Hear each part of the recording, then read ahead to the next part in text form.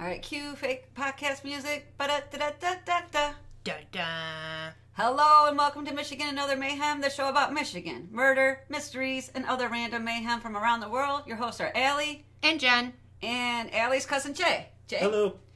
Yay. Welcome. Yeah, so I just want to come clean. You could tell your story, Jen, but I'll explain why Jay's here. Jay's here because we did a podcast on Northville Psychiatric Hospital, and I talked about how my cousin Jay used to play in the tunnels as a manly rite of passage, and I was wrong because Jay used to go to the Northville Psychiatric tunnels. So my story today is going to be the Northville Psychiatric Hospital, and Jay is going to talk about what he used to do and things he saw hanging out in the tunnels. So, I talked to one of my friends, and their husband went in those tunnels. Didn't make it very far. Okay. Got in and then came back out. Okay. I've seen that many times. Yeah. Well, you have a story about a friend who peed their pants there from fear. Never went in, just peed his pants and stayed outside while we all went inside. That would totally be me. Yeah, I would be happen. the one that would never get out of the car. He guarded the entrance. I would have been more afraid to be there by myself. Right? Than to walk around in a scary area, but he stayed outside and guarded the entrance while we went in and looked around. I would have just stayed curled up on the car floor. Like, why get out of the car? You know what I'm saying? Right. I would have been, I would have been too chicken to go all together. Yeah, you would have. But what's your story about? My story is from a listener, Scott. Okay. And it's the capture and escape of Isaac Knight. Ooh. He actually has a pretty cool name. Yeah, I know, right? Yeah. I always thought my last name was cool, but Yeah, I like King. Knight is cool. Knight is cool. I mean, if I had to chessboard choose. going. Yeah. Yeah, right? We need to find a bishop, a queen, and somebody with the last name Rook. No. Right. That's great. So you want to go first? You want me to go first? You go first. Me first. You first. All right. So the capture and escape of Isaac Knight. In the summer of 1793, Isaac left home with his 4 friends, Peter, George, John, and Jacob. They sound like a rock and roll I band know, or like right? a biblical rock band. Here we got Peter, Paul, And they left to harvest cane for their cattle. Okay. This is back then. This is when you had to do things like Yeah, harvest cane like for your actually cattle. work. This is when children actually worked. You want to eat, you got to harvest things. Yeah, exactly. That's right. Good thing I wasn't born back then. 'Cause Right. I'd be the one screwing off. Right. We'd starve. I wouldn't be able to kill an animal, so my family would be vegetarian. Yeah. I don't think I could like headlock a cow till he dies or something. I think I'd learn. Yeah. Right. The 5 boys attracted the attention of some traveling Indians. I'm going to pronounce this correctly. Okay. Potawatomi? Oh my gosh, I mentioned them in a podcast that I'm going to do later. Really? Yeah. And Potawatomi, right? okay. Okay. I Okay. And the Kickapoos. Yep. So they drew their attention from them. Really, they're screwing around. They're not doing what they're so they supposed are to be being doing. young boys. Yeah, they're Okay. being young boys. And so the Indians attacked them. Peter was 17 years old. He was shot and killed. Oof. John was 7 years old, and he was slain with a tomahawk. The 7-year-old? Mm-hmm. Dang. Isaac, George, and Jacob were all held captive. Okay. So Isaac, 13 years old at the time, was taken northwest by the, how did you say it? Potawatomi? Potawatomi? Potawatomi. Yeah. Okay, every time I need to say that, I'll point to me. you. Yeah. And George and Jacob, which I couldn't figure out how old they were, Okay. were taken to an unknown place. Oh, so by the other tribe. They're separated then? Yep, so they're separated at this point. Okay. So Isaac ended up near Chicago. During this time, he had become ill. And it was believed he had become ill because he had just gotten the smallpox vaccination. Okay. And shortly after he was Like back in the day, a vaccination meant they gave it to you. Really? Yeah. I didn't know that. Yeah, so that you would get, they gave you, I think it was cowpox, so that you didn't get smallpox, I think it was. There's cowpox? Yeah, so they found out these maids who would get cowpox were immune to smallpox, which was killing everybody because it's like a weak form of Smallpox, cowpox. Well, learn something new every day. Yeah. That's the whole idea of vaccinations came from that. Yeah. So he got better, Okay. but then the tribe started to die. Got sick and died. Okay. Yeah. Oops. So their numbers dwindled, and one day the tribe went to a trading post on Lake Michigan where Isaac escapes, Okay. finds a captain of a barge, convinces him to hide him and take him to safety. Okay. And the captain did. He took him to Detroit. Ooh, is that safe? Maybe back in the 1700s. Yeah, maybe. And so from Detroit, he left with a group of soldiers who traveled with him south back to his home, which was south of the Ohio River. Okay. In Still Kentucky. in Kentucky. In Kentucky. Okay. So this whole process from capture to coming back home was anywhere from 2 to 3 years. And he took his revenge by killing the tribe with his smallpox? Nah. Well, yeah, kind of. Yeah. Like, kidnap me, that's fine, but I'm wiping you guys out. Wiped out most of them. Come to find out, when he got home, the other two boys, George and Jacob, had escaped, arrived home about a year before he did. Oh, okay. So, and after that, he, became an adult. He relocated to Indiana, where he established a township. Okay. And published a book about his experience. And a tribute to him was put up in Evansville, Indiana. Nice. So a nice little stone. Oh, that's really cool. But I'm surprised, like, 3 kids get kidnapped and they all make it back. Yeah, I know. 2 ahead of one. Yeah. Mm-hmm. A year later, and the other guy shows up 2 years later. Yeah, his family thought he died. Yeah. Which I would too at that Totally point. me, I would think that is. I mean, something. Yeah. You're not coming back. Yeah, not a lot of kids kidnapped by Indians come back, you know what I Yeah. mean? But So- these kids, I guess, were pretty clever or A crafty. lot of kids kidnapped come back. Yeah, that's for sure. Mm-hmm. It's scary. Oh, yeah. That is good. So I have a more modern tale. I was proud of myself because it Yeah. didn't have any murder. Oh my God, I mean, you're right. 2 kids, but I mean, Well, no. 2 kids in a So tribe. finally we get some other mayhem. Yeah, some other mayhem finally. Yeah, I actually don't really do murder either. I do some psychiatric. Well, Oh, yeah. actually, I do talk about a man that dies of neglect in the hospital. That's murder. That is murder. That's murder. You talked about dinosaurs. Oh, that's true. Yeah, you did. Yeah. That was this week we heard that. Yeah. Yeah. We don't have dinosaurs in Michigan. Why not? I mean, I know why, but still. Yeah. I mean, we had dinosaurs, just not proof. All right, what you got? Okay, so I have Northville Psychiatric Hospital, which is located in Northville, Michigan on 7 Mile Road. It opened on January 1st, 1952 as a response to Michigan's issue with aging and overcrowded mental hospitals. Remember that Eloise had declined by 1939 and had problems with overcrowding and rumors of abuse? Yeah. They So- were rumors.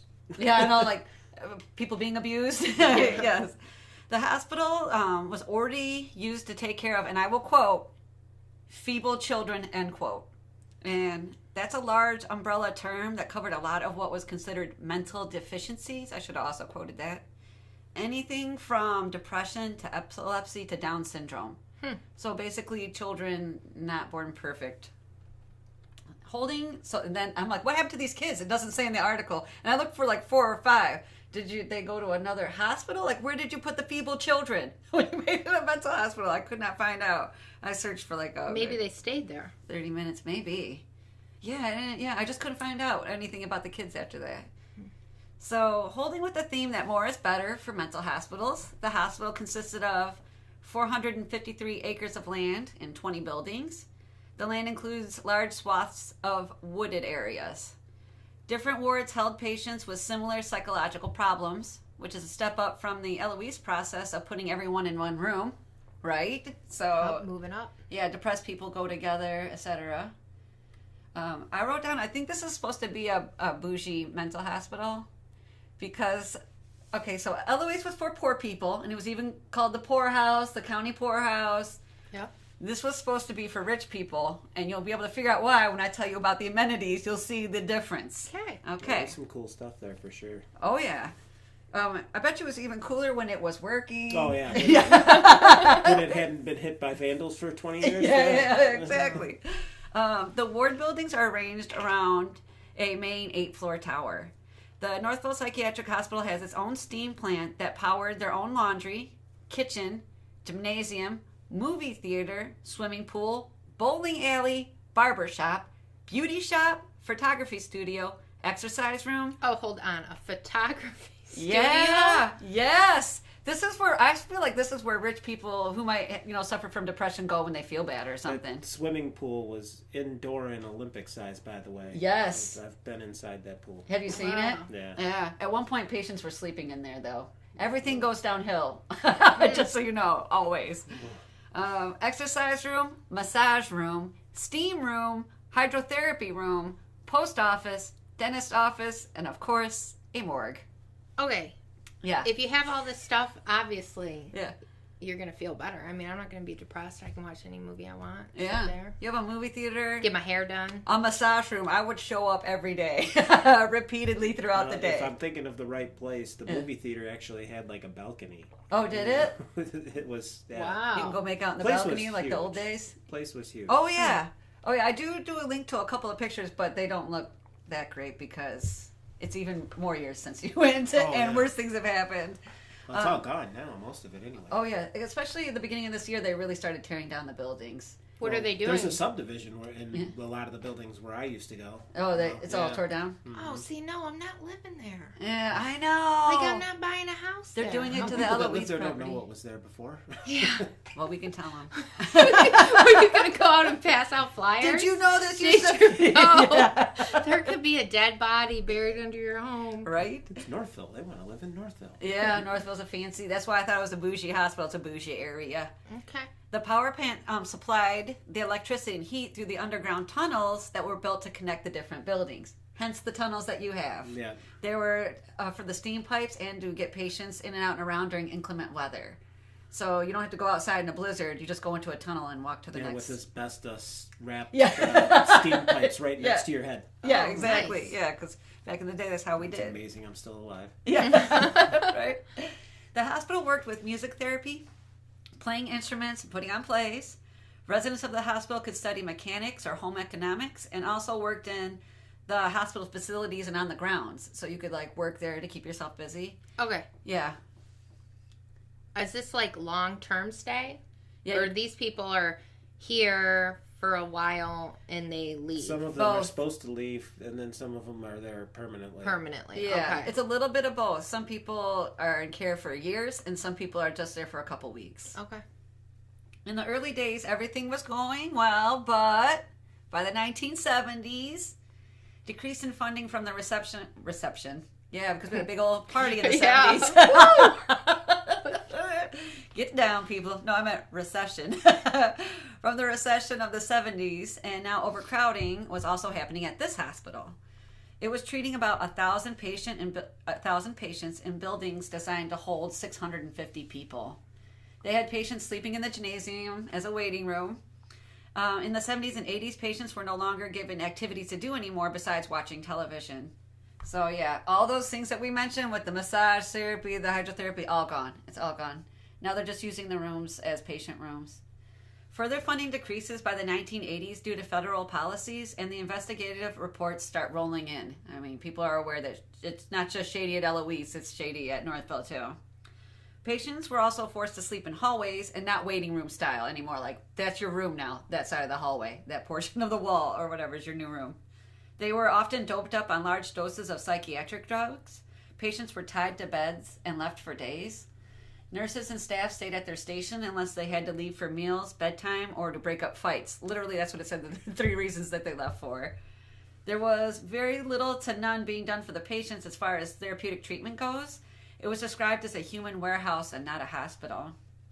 Behaviors that were common on the wards were assault, theft, racism, neglect, and rape.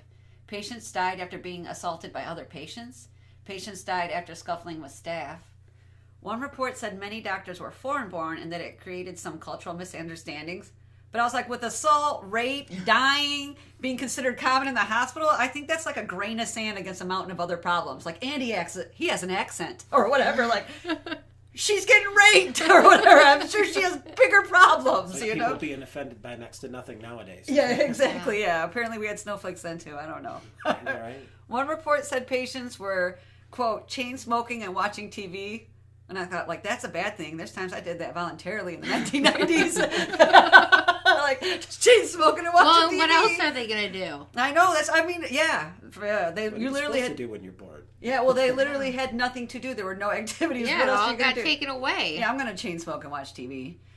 Patients were often over-medicated, probably because the pleasant atmosphere the patients were forced to live in, and I do mean pleasant sarcastically, they were known for often escaping the hospital, and it wasn't uncommon to see a patient wandering Northville. I'm like, that had to outrage the rich people that live there. I bet it became more common when they closed the hospital, too. I bet, when people were just, like, ushered out. So Northville's always been a real... Nice area. Yeah, as far as I know. Yeah. As far as I know as well.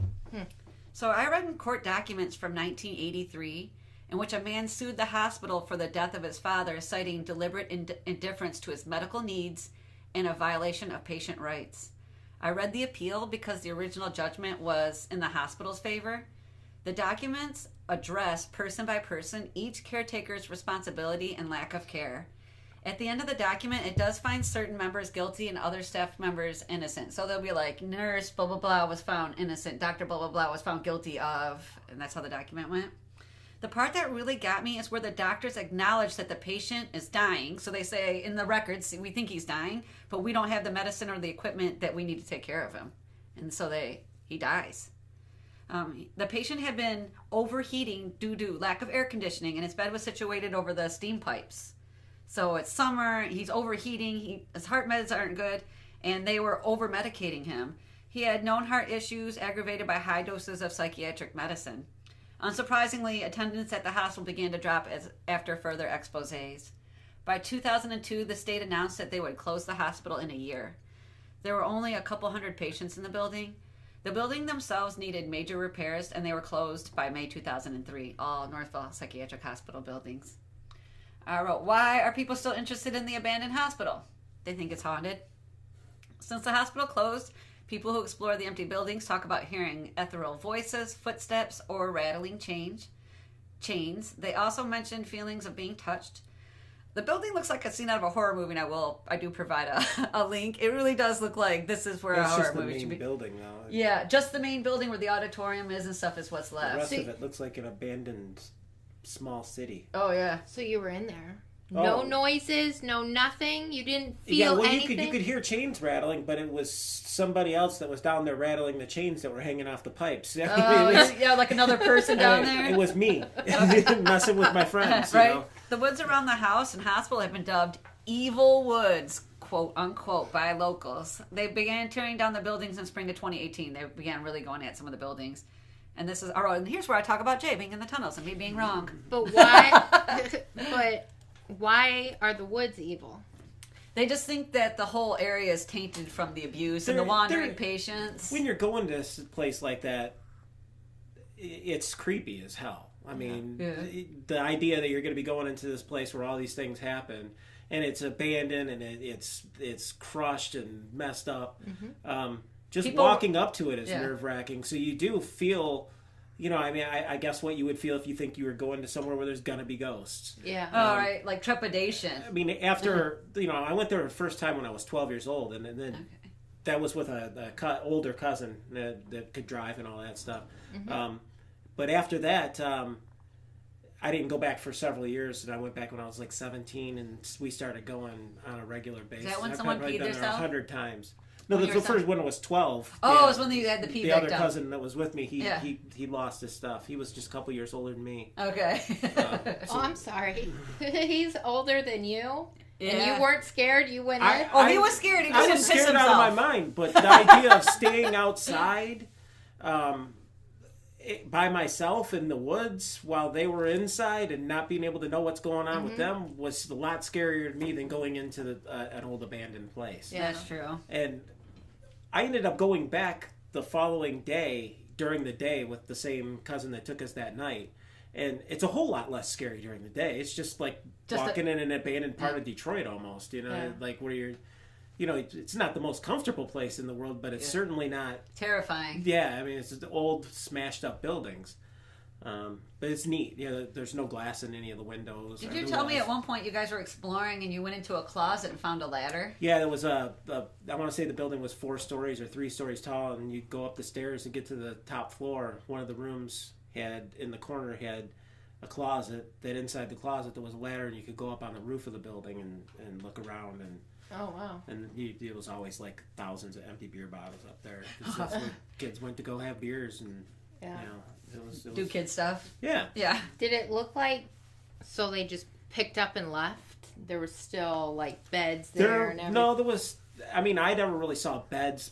There was busted frames, lots of messed up chairs. There was none of the chairs there you could sit on anymore. Oh, okay. Yeah. There was the vandals the took swimming care of that. pool that you were talking about. Like I said, was indoor, Olympic size, and the whole bottom of it was filled with broken glass, chairs, ceiling tiles that had come down. Oh, that makes sense. So it was.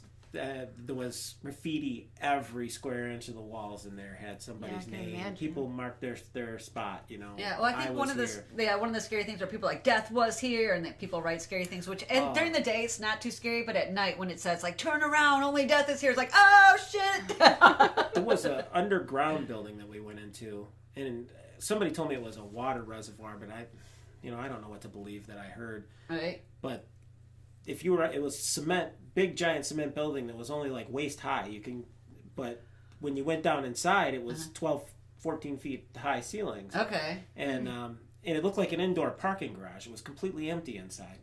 It echoed like crazy. No. And people wrote all these like fake Satanistic stuff, and they had pentagrams on Probably the ground, Satan. melted candles. And, Satanic Panic of the 80s took place in Northville. You go there and hide on the far side of the building, and you wait for somebody to climb down in there, because there was always a lot of people in there walking around. And then you'd go up to the top of the thing, and if you jumped on the roof, it made this thundering echo down, and it scared the hell out of people. It was hilarious. So that was kind of part of then you'd meet them and hang out and have a beer with them or whatever. Oh, that's cool. Yeah, we went there for a lot of years, and it was one of those things I'm bummed out I don't get to take my kids to see it. Right. When was the last year you went? Oh, jeez. I want to say I was 23, maybe 24. So 20-something years ago? 20 years ago? Yeah, 22 years ago. Yeah. Yeah. Wow. Yeah. So did somebody buy the hospital? I couldn't. Builder built subdivisions on one big area of it anyway. Yeah, because it's like 435 acres. Well, it's big, kind of split big up. Houses too. Yeah, so like one portion was taken down. Well, this spring they started taking down the main buildings. Oh, okay. Yeah. Huh. That main building's huge. Did you find any patient's belongings? Jen was going to ask that. Oh. We found some paperwork, but it was it had been subject to weather, and you couldn't really tell what it was saying. Plus, it was jargon.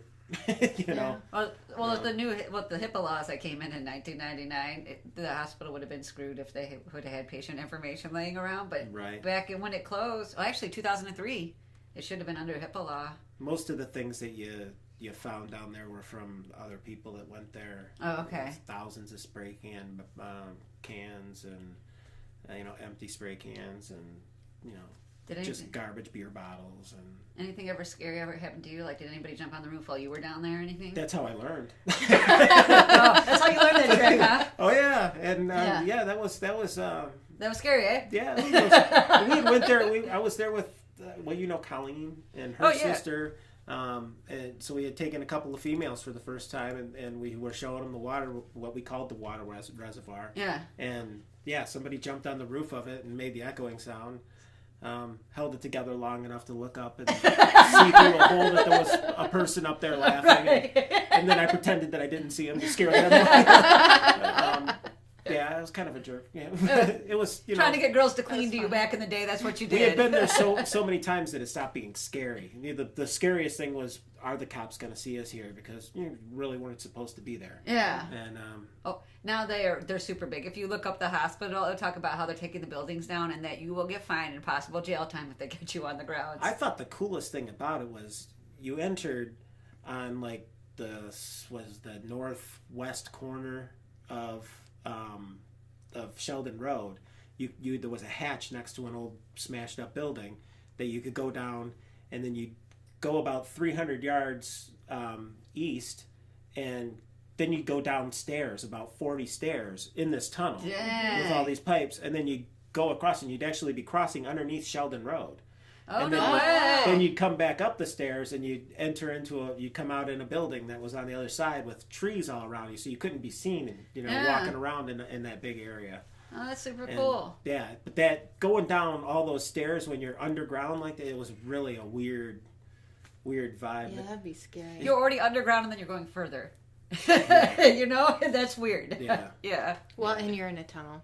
Yeah, which is already inherently scary. Yeah. Yeah, with, like I said, big giant asbestos covered pipes next to you and rusty, chains, hangers and chains, and it was bizarre. But it was, surreal too. It was fun to do. Yeah. So they had an escape route out of the hospital. Yeah. I mean, but when you're in a tunnel, Sheldon and back up. You feel if something happens, there's only two ways to go: where you came from and where you were going to. Yeah. That's true. It's kind of creepy, that way. That kind of stuff always scared me because if someone's running at you, all you can do is turn around and run back the other way. It's like you said about not going into a basement. Yeah. You don't want to run into a tunnel. Yeah. When there's a serial killer, don't run into your basement. It's so hard to get out. Yeah. Yeah. That's great. Any other stories you want to impart?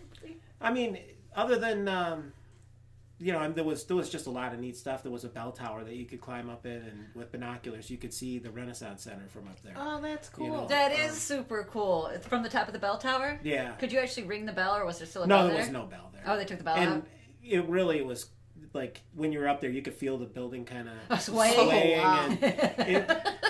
And it was one of those you do it once. You're never doing Your it friends again. go with you, and you say, Like, hey, you go ahead and check it out. I'm going to stay here. Yeah, you're like, there's the Renson. Let's get down. Yeah. Yeah. I did it once, and I never climbed back up there again, because the whole time I was just white-knuckled holding on to it was a metal staircase, and I held on to that thing with everything I had. If this thing like collapsed, holding on to it was going to help me somehow if it collapsed. The staircase is going to save me. Right? That's great. All right. Yeah, I actually went there with my dad. Did you? Oh, Did he go into the tunnels? Yeah, he had went with the cousin I had told you about, and didn't know that When you I guys went were when older? I was 12. Yeah. And then by the time I was like 18, they were all planning an excursion on Halloween night. Okay. And so a couple of my buddies and I took off and went early and tried to scare them when they got there. We knew where they were going to be entering in. And it didn't really work out. They weren't afraid of us. So. But, we ended up hanging out there, and some people that my dad and I worked together at the time, and some people that we worked with showed up there. And Damn, you guys had like a whole party. Oh, there was 14 of us, I believe, down there hanging out and just checking it out. No way. Were you ever on the grounds and the cops did show up and you had to hide? One time we were on the opposite side of Sheldon Road where there was only just a couple of buildings in the hatch to enter, and the police came and they saw us, but we ran and kind of got behind a bush, and the cops stayed in that area for like 3 hours just driving their car around in a circle, and we just sat in that bush until they finally said screw it and drove away, and then we ran back to our car, and we had to park at a hotel nearby to escape. Yeah. Other than that, we were never approached by police or never really even saw them. It was just Wow. the one time That's lucky. That's and we always were worried that this is going to be the time when our luck runs out. But Yeah. But you had the youth, Dangerfield, everybody, kids, yeah, young and dumb take risks. for sure. Yeah. All right, you guys have been listening to Michigan Another Mayhem with Allie And Jen. and Jay. there we go. Connect with us at MichiganAnotherMayhem.com to join the conversation, listen to the podcast, access the show notes, find site links, and correct us when necessary. Rate and subscribe to our podcast on iTunes or Google Play. Bye-bye now.